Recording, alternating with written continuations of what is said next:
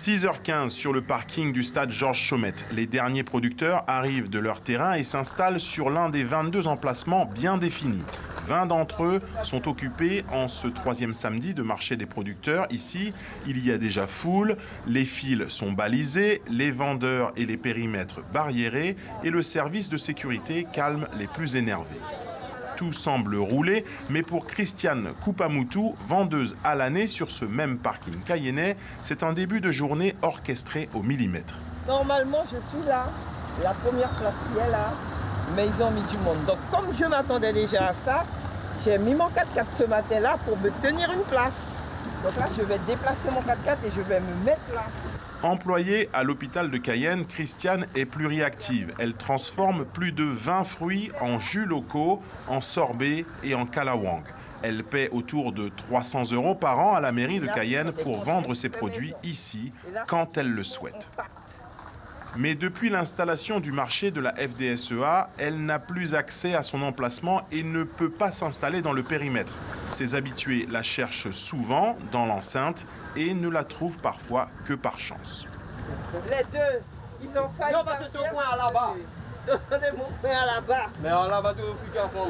Eh bien, je déplace mon. J'ai une petite parcelle de 3 hectares de terrain que j'ai complètement nettoyée et plantée.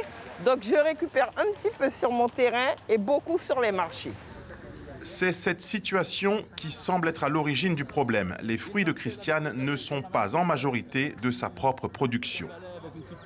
Il y a un ou deux transformateurs qui transforment à partir des produits locaux. Ça, ils sont quand même répertoriés, ils ont quand même leurs documents. On essaie de les intégrer, mais tout en sachant qu'on ne pourra pas intégrer tout le monde. Parce qu'à Badjel, c'est limité à 22 places. Et là, nous sommes déjà à 20. Donc, ce n'est pas du tout évident. Mais on essaie de faire l'effort, mais la priorité, c'est la production locale aux produits frais qui sont périssables, c'est-à-dire les fruits et légumes. De toute façon, la personne qui s'occupe de ça, la mairie de Cayenne, je vais la voir. Hein. Ok, on ne fait pas partie du marché agricole, je suis d'accord, mais il faut quand même prévoir quelque chose pour nous, des barrières, quelque chose pour quand on vient, pour qu'on s'installe quand même, parce qu'on est quand même là. Il faut faire avec nous, on a payé. Jointe au marché de la CTG samedi, la responsable des marchés de Cayenne reconnaît que la situation n'est pas idéale et que la crise sanitaire décime le staff des services de la mairie.